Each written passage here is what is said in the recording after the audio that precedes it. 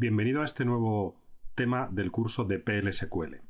Vamos a empezar en este capítulo a ver cómo es un bloque PLSQL y cómo podemos trabajar con él. Aunque ya hemos visto en el capítulo introductorio algún concepto acerca de ello, pero ahora vamos a entrar con un poquito más de detalle.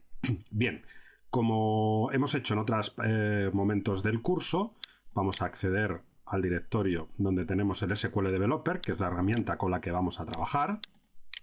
Y bueno, con el botón derecho le vamos a decir enviar a escritorio para crear un acceso directo en el escritorio y poder acceder directamente sin tener que entrar en el directorio. Bien, una vez que lo hemos arrancado, por supuesto, lo primero que vamos a hacer es conectarnos con el usuario con el que queremos trabajar. En este caso, con el usuario HR. Recordad que hemos creado en los capítulos anteriores dos conexiones, una como administrador y otra con el usuario de HR de recursos humanos, Human Resources. Entonces, lo primero que vamos a hacer cuando la ventana se abra es conectarnos con ese usuario.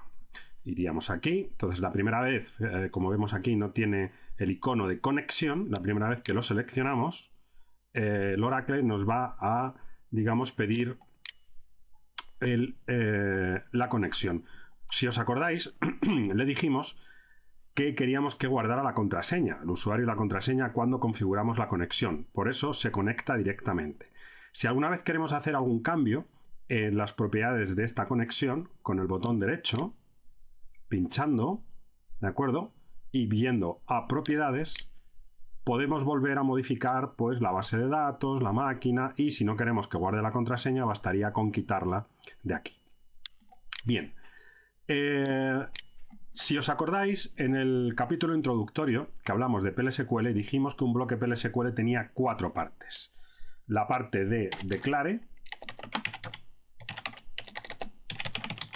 la parte de begin, la parte de exception y la parte, digamos, final de end.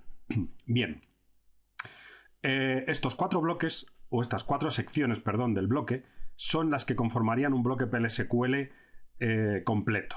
Luego veremos que a este tipo de bloques PLSQL se les denomina anónimos. ¿Por qué? Porque si os dais cuenta no tienen ningún nombre.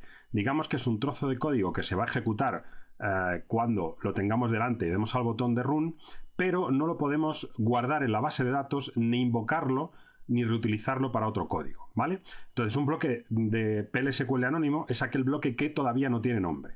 Ya veremos en capítulos posteriores que cuando yo quiero tener un nombre, un bloque PLSQL con nombre, lo convierto en un procedimiento, en una función o en un paquete.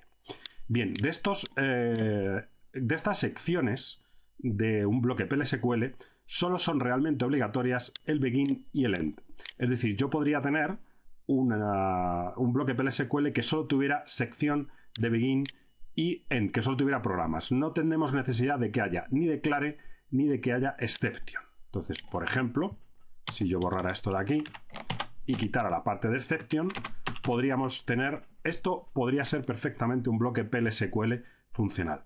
Otra cosa es que en la vida real hay muy pocas veces que un bloque PLSQL no tenga variables o no tenga errores o control de excepciones, y por lo tanto lo normal es que tengamos las 4 secciones, pero digamos que si yo quisiera trabajar con bloque PLSQL, esto bastaría. Entre el begin y el end yo voy a poner todos aquellos comandos que conforman el bloque PLSQL. Vamos a ver uno de los más tontos, que se denomina null. Null es un comando que no hace nada.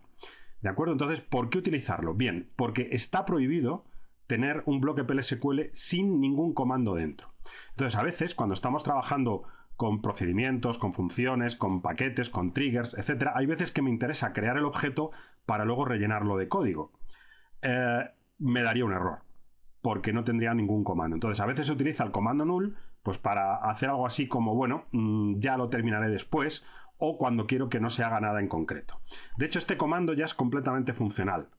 Es decir, si yo ahora lo ejecutara, veríamos que lo que me va a crear es la típica ventana de salida de script, parecida a la que estuvimos haciendo en el capítulo anterior con la select, indicándome bloque anónimo terminado. ¿De acuerdo? Veis que lo denomina bloque anónimo, puesto que no tiene ningún nombre. En realidad acabamos de hacer un ejemplo un poco tonto, porque es un ejemplo que no hace realmente nada. Pero sí que nos permite ver si, bueno, pues tenemos algún error.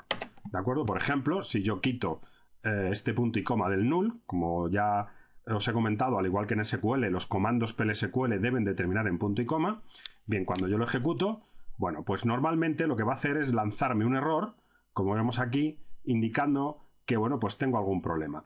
Desgraciadamente, la gestión de errores o los mensajes que nos suele sacar PLSQL son bastante crípticos. Es decir, hay veces que resulta que tengo un problema en la línea 5 y él me dice que la tengo en la 27, porque es donde primero se para, ¿de acuerdo? Entonces él intenta continuar hasta que ya no puede más y entonces en ese momento nos da un error. ¿Veis? Aquí me está diciendo que tengo algún problema en el end. ¿De acuerdo? Pero realmente el problema es que le he quitado el punto y coma al null. O sea que a veces no es demasiado sencillo localizar un error de PLSQL.